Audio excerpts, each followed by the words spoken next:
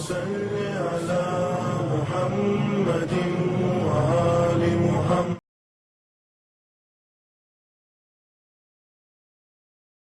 اعوذ باللہ من الشیطان الرجیم. بسم اللہ الرحمن الرحیم. قال امیر المؤمنین علی بن ابی طالب علیہ الصلاۃ والسلام البخل عار. ناظرین کرام، آپ کے سامنے میں ایک سیریز لے کر حاضر ہوا تھا. ماہ اذا کی بنیاد پر اس سیریز کو روک دیا گیا تھا.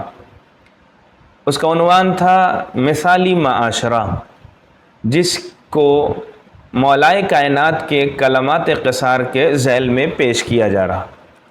مولائے کائنات امیر المؤمنین علی بن ابی طالب جس معاشرے کو چاہتے ہیں، اس معاشرے میں کیا خصوصیتیں ہونی چاہیے. معاشرہ فرد سے بنتا ہے، ایک اکیلے انسان سے. وہی ایک اکیلا انسان جب سوسائٹی میں پہنچتا ہے تو ایک سوسائٹی میں تبدیل ہو جاتا ہے. بعض اوقات امام کے کلمات کا مخاطب ایک انسان بھی ہو سکتا ہے اور بعض اوقات ایک معاشرہ بھی. انسان جہاں تیار کیے جائیں گے وہیں سے معاشرہ بھی بنایا جائے گا. حکمت کے تیسرے حصے میں امام فرماتے ہیں البخل عار. بخل کے معنی کنجوسی کے ہیں، یعنی انسان کم سے کم کنجوسی نہ کرے.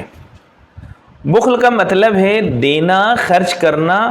انسان ذاتی طور پر اسے یہ بات پسند نہ ہو، جس کا مطلب یہ ہے کہ انسان خدا کے دیے ہوئے جو چیزیں اللہ نے اسے عطا کی ہیں وہ دوسروں کو دینے پر آمادہ نہ ہو، حالانکہ اس کے وسائل اس کی ضروریات سے زیادہ ہوں. اور دوسری طرف کچھ انسان ایسے ملیں گے کہ جن کے پاس وسائل زیادہ ہیں، ان کی ضرورت زندگی سے چیزیں زیادہ ہیں، مگر وہ کسی کو دیتے نہیں. اور دوسری طرف یہ ہے کہ کچھ لوگ اسراف کرتے ہیں، زیادہ دیتے ہیں. اس کا مطلب یہ ہے زیادہ سخاوت، فیاضی، جس کی وجہ سے بعض اوقات دوسروں کو وہ وسائل بھی کبھی کبھی انسان دے دیتا ہے جو خود اس کی ضرورت ہے، جو اس کی زندگی کے لیے اہم ہے. یہ بھی قابل مذمت ہے. یعنی اگر اللہ نے دیا ہے تو جو ضرورت زندگی سے زیادہ ہے وہ دوسروں کو دیا جائے. اور اگر چیزیں اپنے پاس اتنی ہی ہیں کہ جتنی میں اپنی ضرورت کو پوری کی جا سکے تو پہلے اپنی ضرورت کو پوری کی جائے. یہ نہیں کہ خود بھوکے رہیں اور دوسروں کو کھلا دیں. یہ بھی قابل مذمت ہے. اللہ تعالیٰ سورہ آل عمران کی آیت نمبر 180 میں ارشاد فرماتا ہے وَلَا يَحْسَبَنَّ الَّذِينَ يَبْخَلُونَ بِمَا آتَاهُمُ اللَّهُ مِنْ فَضْلِهِ هُوَ خَيْرًا لَهُمْ. ہرگز گمان یہ نہ کیجئے، ہرگز خیال یہ نہ کیجئے جو لوگ بھی بخل کرتے ہیں اللہ کے دیے ہوئی چیزوں میں جو اللہ کی فضل کی طرف سے ہے. کچھ لوگ نہ دینا اس کو سمجھتے ہیں بہت اچھی چیز ہے. هو خیر لہم، یہ کنجوسی کرنا اسے اچھا نہ سمجھو. بل هو شر لہم، بلکہ یہ برائی ہے تمہارے لیے. سیطوقون ما بخلوا به یوم القیامہ، اور ان قریب قیامت کے دن یہی بخل نہ کرنے کی وجہ سے وہ مال، وہ دولت، وہ چیز اس کی گردن کا طوق بن جائے گی اور اس کے ذریعے وہ جہنم تک جائے گا. جو لوگ بھی بخل کرتے ہیں اللہ کے دیے ہوئی چیزوں میں خرچ نہیں کرتے، انہیں یہ خیال نہیں کرنا چاہیے کہ یہ ان کے فائدے کے لیے، بلکہ یہ ان کے لیے برائی ہے. ان قریب قیامت کے دن جس چیز میں وہ بخل کرتے ہیں وہ ہار کی طرح ان کے گلے میں ڈال دیا جائے گا. لیکن بہترین طریقہ کیا ہے؟ نہ زیادہ اسراف کی طرف جائیں، نہ کنجوسی کی طرف جائیں، بلکہ مسلمان اور اہل بیت اطہار کا چاہنے والا اعتدال کی کیفیت میں رہتا ہے. اتنا دے جتنا زیادہ ہو، اگر ہے تو دے، نہ ہو تو اپنی ضرورت کو پورا کرے. اب رہا مسئلہ یہ کہ سب سے پہلے کنجوسی کس وجہ سے انسان کرتا ہے، بخل کے کرنے کی وجہ کیا ہے. البخل عار، یعنی کنجوسی شرمندگی کا سبب ہے، کنجوسی اور رسوائی کا ذریعہ ہے. انسان کس وجہ سے کنجوسی کرتا ہے؟ نفس اور مال کی محبت کی بنیاد پر، تاکہ بعض اوقات لوگ واجب حق کو اس لیے بھی ادا نہیں کرتے جیسے خمس اور زکوٰۃ کہ اہل و عیال کے حق کو نہ دینے کا باعث بنتا ہے. بعض اوقات نفس اور مال کی محبت کی بنیاد پر لوگ بعض اوقات واجب حقوق ادا نہیں کرتے، یعنی خمس اور زکوٰۃ نہیں دیتے، غریبوں کا حق مار دیتے، حتیٰ یہ کہ اہل و عیال کے بھی جو حق ہیں اسے نہیں دیتے۔ اگر کوئی شخص ضرورت مندوں کو دینے کی صلاحیت رکھتا ہے لیکن کنجوس ہے اور اپنے مال سے زیادہ دوسروں کے مقابلے میں محبت کرتا ہو تو اس کا مطلب یہ ہے کہ اس کی انسانیت میں کمی ہے، اور اس وجہ سے بخل، کنجوسی مذمت کے قابل ہے۔ کنجوسی ایک انسان کی اندرونی کیفیت ہے، باہر سے نظر آنے والی جائیداد کو نہ دینا بخل کا ایک پھل ہے، کنجوسی کا پھل ہے، خود کنجوسی نہیں ہے۔ لہٰذا ممکن ہے کوئی شخص بہت زیادہ معاف کر دے لیکن جود و سخاوت کی بنیاد پر نہیں بلکہ ریاکاری اور دکھاوے کی بنیاد پر کسی کو معاف کر دے۔ یاد رہے، کنجوسی ایک اندرونی کیفیت ہے، اسے باہر سے اندازہ اس کا نہیں لگایا جا سکتا۔ اگر کوئی خمس زکوٰۃ نہ دے تو وہ ظاہر ہو جاتی ہے۔ اہم پہلو جو اس میں یہ ہے وہ یہ ہے بخل اور کنجوسی کے کئی قسمیں ہیں۔ بہت سے لوگ مشہور ہیں، بہت سے لوگ دولت مند ہیں، علم والے ہیں، سماج میں ایک حیثیت رکھتے ہیں، مگر اس کے باوجود بھی کنجوسی کرتے ہیں۔ مثال کے طور پر مشہور آدمی اس بات میں کنجوسی کرتا ہے کہ میں کسی عام انسان کو اپنی شہرت کا فائدہ کیوں دلواؤں۔ مثلا بہت سے لوگ مشہور لوگوں کے پاس پہنچتے ہیں کہ آپ کے وسیلے سے میرا کام ہو جائے گا، مگر وہ ذریعہ نہیں بنتا۔ اس کا مطلب یہ ہے کہ یہ شہرت میں کنجوسی کر رہا ہے۔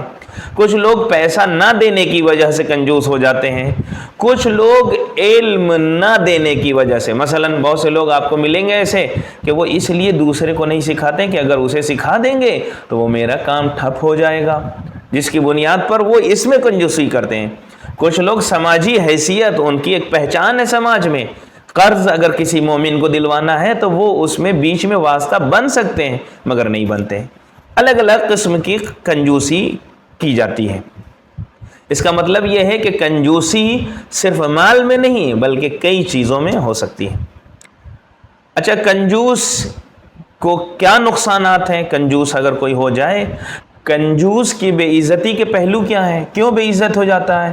اس لیے کہ کنجوس حکم الہی کی نافرمانی کرتا ہے، کیونکہ اسے اللہ تعالیٰ نے کہا ہے صدقہ دو، مگر وہ اللہ کے مقابلے میں نہیں دیتا، اللہ کی خلاف ورزی کرتے ہوئے نہیں دیتا، اپنی فطرت کے خلاف عمل کرنے کے برابر ہے۔ جو بھی کنجوسی کرتا ہے، اللہ نے پیدا ہی یہ کیا ہے، فطرت کا تقاضا یہ ہے کہ تم دوسروں کے کام آؤ، اور جب انسان کنجوسی کرتا ہے تو پھر وہ فطرت کے خلاف ہے۔ کنجوس معاشرے میں بے عزت ہوتا ہے، کنجوسی لوگوں کو نفرت کا ذریعہ بنا دیتی ہے۔ اگر کوئی کنجوسی کرتا ہے تو لوگ اس سے نفرت کرنے لگتے ہیں، قریب اور دور کے لوگ اس سے الگ ہو جاتے ہیں۔ کنجوسی آخرت کے عذاب کا سبب ہے۔ اور اتنا ہی نہیں، آج جو کاسٹ سسٹم ہے، طبقاتی نظام ہے، اس میں اختلاف کا ذریعہ بنتا ہے۔ بہت سے لوگ پیسے کو سیو کرتے ہیں کنجوسی کی بنیاد پر، اور پیسہ مارکیٹ میں دوڑتا رہتا ہے۔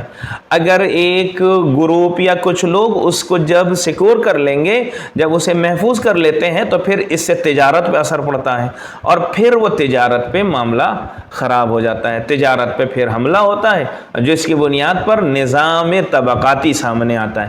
اس کا مطلب یہ ہے کہ جو بہت بڑے پیسے والے لوگ دوسرے کا حق مار کے بڑے پیسے والے بن گئے ہیں، انہیں یہ نہ سمجھیے گا کہ یہ بہت اچھے ہیں، کتنے لوگوں کا حق مار کے وہاں تک پہنچے، یعنی وہ بہت بڑے کنجوس ہیں۔ کنجوسی حرص کو بڑھانے کا ذریعہ بنتی ہے، کنجوسی سنگدلی اور قساوت کا سبب بنتی ہے۔ تاریخ میں کنجوسوں اور سخی لوگوں کے قصے امام علیہ السلام کی تقریر کا واضح ثبوت ہے۔ بعض اوقات کہانیاں پڑھی جاتی ہیں، اس میں ایک اہم کہانی جو بہت عبرت آموز ہے وہ یہ ہے کہ محمد ابن یحییٰ کے والد نے ایک اس کے دوست سے پوچھا کہ یہ بتاؤ تم عام لوگوں کے مقابلے میں اتنا زیادہ کنجوس کیوں ہو؟ تم محمد ابن یحییٰ کے قریبی دوست کیسے بن گئے؟ تمہارے کپڑے پھٹے کیسے ہیں؟ اس نے کہا میرے پاس سوئی نہیں ہے، जिससे फटे हुए कपड़े को सिला जाए। अगर मोहम्मद इब्न यहिया के पास बगदाद और नौबा के दरमियान सुइयों से भरा हुआ एक मकान हो, यानी इतनी लंबी तूलानी मसाफत में एक बड़ा मकान जिसमें सुई भरी हुई हो, जिब्रील और मीकाइल उसके पास आए और याकूब अलैहिस्सलाम को जामिन बनाए और उनसे कहें कि यूसुफ के कुर्ते को सिलना है, तुम सिर्फ सुई दे दो, तो वो कहेगा कि हम नहीं देंगे। इसका मतलब ये वो बताना चाह रहा है कि आपका बेटा कितना बड़ा कंजूस है, उसी का मैं दोस्त हूं, इसलिए मेरे पास भी कंजूसी है। अब उसका इलाज क्या है? कंजूसी से बचने का इलाज यह है कि कंजूसी से आगाह किया जाए, बताया जाए। कंजूस का माशरे में कोई रोल नहीं। जब कोई भी अच्छा काम होता है और कंजूस कुछ भी खर्च नहीं करता तो उसको कोई पहचान नहीं, उसकी कोई शनाख्त नहीं। जब उसे लोग पहचानेंगे नहीं तो समाज में वो अच्छा नहीं माना जाएगा। उस बीमारी के इलाज की तरफ, यानी कंजूसी करने का नुकसान क्या होगा कि जब कभी बुरे हालात में ये फंस जाएगा तो लोग ये कह के उसका साथ नहीं देंगे कि भाई जब इसके पास मौजूद था तो इसने किसी की मदद नहीं की, तो हम भी इसकी मदद नहीं करेंगे। इसके नुकसानात से आगाह किया जाए। ज़िमनी तौर पर यह बताया जाए कि सखावत की तारीफ़ की जाए। सखी कौन लोग होते हैं, सखावत का फ़ायदा क्या है। अल्लाह का ये ख़ास लुत्फ़ करम दूसरों पर होता है कि वो किसी और का ख्याल करें। इसलिए सखी इंसान की सबसे बड़ी सिफत यह है कि अल्लाह के काम को वो करता है। इसलिए खुदा से आखिर में दुआ है, खुदाया इमाम अलैहिस्सलाम जिस माशरे को चाहते हैं उस माशरे में कंजूस की कोई अहमियत नहीं। हमें और हर इंसान को कंजूसी से खुदाया हमेशा के लिए दूर कर दे। आमीन या रब्बल आलमीन।